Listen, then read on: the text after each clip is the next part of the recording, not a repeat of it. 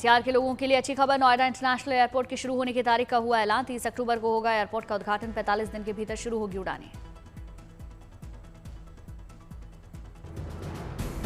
उड्डयन मंत्री बोले, शुरुआत में देश के 10 शहरों के लिए उड़ानें होंगी। शुरुआत में नोएडा से मुंबई, कोलकाता, बेंगलुरु, हैदराबाद समेत 10 बड़े शहरों के लिए उपलब्ध होंगी उड़ानें। नोएडा इंटरनेशनल एयरपोर्ट के पहले चरण के काम का करीब 95% काम पूरा। डोमेस्टिक टर्मिनल में फिनिशिंग का काम जारी।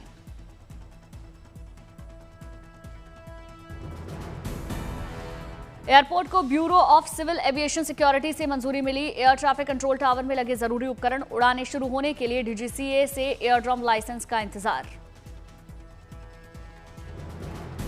पहले चरण में एक टर्मिनल, एक रनवे का हो रहा निर्माण। शुरू में सालाना 1 करोड़ 20 लाख यात्री संभालने की क्षमता। दिसंबर में इंडिगो के विमान का सफल परीक्षण किया गया। दिल्ली में एक पेड़ मां के नाम अभियान की शुरुआत। सीएम रेखा गुप्ता रहेंगी वृक्षारोपण अभियान में मौजूद। जयपुर में सेवा पखवाड़ा अभियान का आयोजन। डिप्टी सीएम ने झाड़ू लगाकर स्वच्छता मिशन में हिस्सा लिया।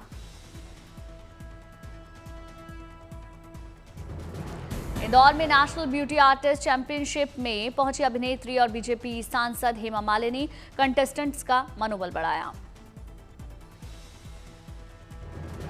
चैंपियनशिप में दिखा नवरात्रि और कला का संगम। दुर्गा मां के रूप में रैंप पर उतरी महिला कंटेस्टेंट।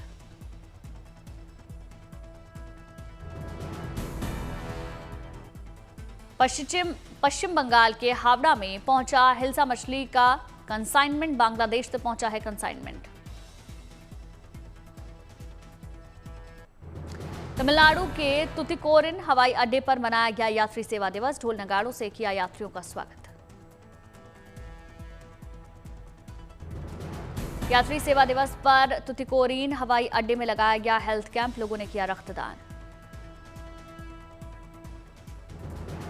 राजौरी के जीएमसी हॉस्पिटल को मिली सौगात, लगाई नई हाईटेक मशीनरी।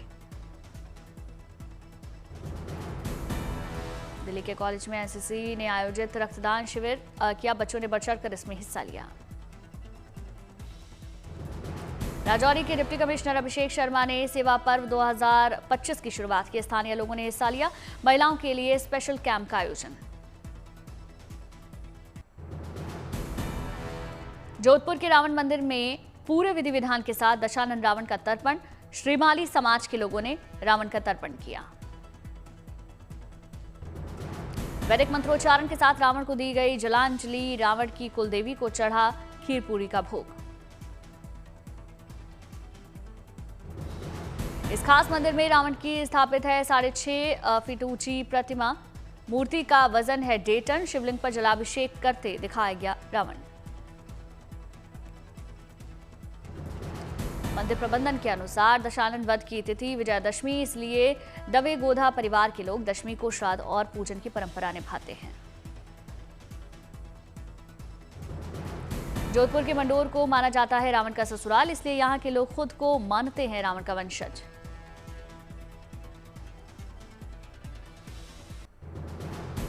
प्रयागराज में धूमधाम से निकाली गई रावण की बारात। रावण बारात में हर उम्र वर्ग के लोग शामिल। रावण बारात और शोभा यात्रा। रावण बारात में दिखे तरह तरह के रावण। पूरे शहर में घूमी बारात। सैकड़ों साल पुरानी है प्रयागराज में रावण की बारात की परंपरा। सज धज कर रावण बारात में शामिल होते हैं कलाकार। हर्षोल्लास के साथ शामिल होते हैं लोग। प्रयागराज में होती है रावण की पूजा। दशहरे पर कटरा रामलीला कमेटी नहीं करती रावण का वध, न ही रावण का पुतला जलाया जाता है। 22 सितंबर के शुरू हो रहे नवरात्र की तैयारियां जोरों पर। नवरात्र के लिए प्रयागराज में बनाई जा रही मां दुर्गा की इको फ्रेंडली मूर्तियां। मूर्ति बनाने में इस्तेमाल हर सामान इको फ्रेंडली। जयपुर में जोरों पर चल रही दुर्गा पूजा की तैयारियां। पश्चिम बंगाल से आई गंगा की पावन मिट्टी से कारीगर कर रहे मूर्ति का निर्माण। मूर्तिकार बना रही इको फ्रेंडली मूर्तियां। प्रतिमाओं में रंग भर कर दिया जा रहा अंतिम रूप। जम्मू के कटरा में जारी है माता वैष्णो देवी यात्रा। श्रद्धालुओं में दिखा गजब का उत्साह, लगाए माता के जयकारे। अयोध्या में अंगद टीला पर गिलहरी का स्टैच्यू किया गया स्थापित, हाथों में पत्थर लिए दिखाई गई गिलहरी।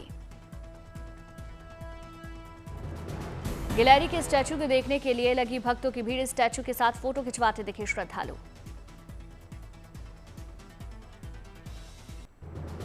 रामनगरी में 25 नवंबर को होने वाले आयोजन को भव्य बनाने की तैयारी। राष्ट्र की एकता, सामाजिक समरसता का प्रतीक बनेगा ध्वजारोहण समारोह, दिखेगी विविधता में एकता।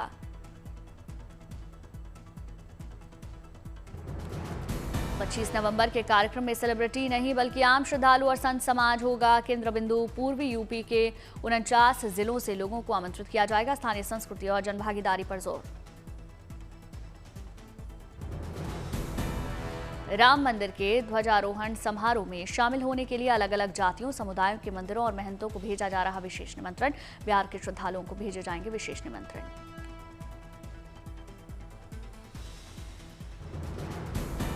मंदिर आंदोलन से जुड़े कार्यकर्ताओं, संतों और आम श्रद्धालुओं के सम्मान का प्रतीक बनेगा समारोह। जन जन का उत्सव बनाने, हर वर्ग की भागीदारी सुनिश्चित करने की तैयारी।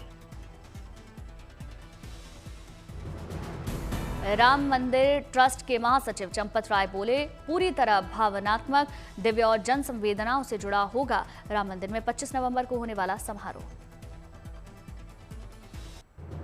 उज्जैन में बाबा महाकाल के मंदिर में उमा सांझी महोत्सव का शुभारंभ। भगवान शिव और मां उमा के पुरुष और प्रकृति के उत्सव का प्रतीक है पर्व।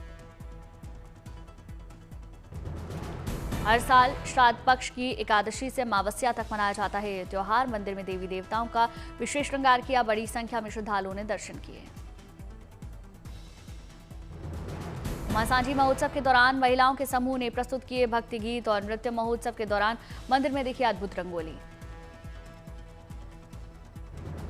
महोत्सव में महिलाओं, बच्चियों समेत हर वर्ग उम्र के लोग शामिल होते हैं। मां उमा और बाबा महाकाल का आशीर्वाद प्राप्त करते हैं। महाकाल मंदिर में 21 सितंबर तक चलेगा उमा सांझी महोत्सव। 23 सितंबर को निकलेगी मां उमा की सवारी।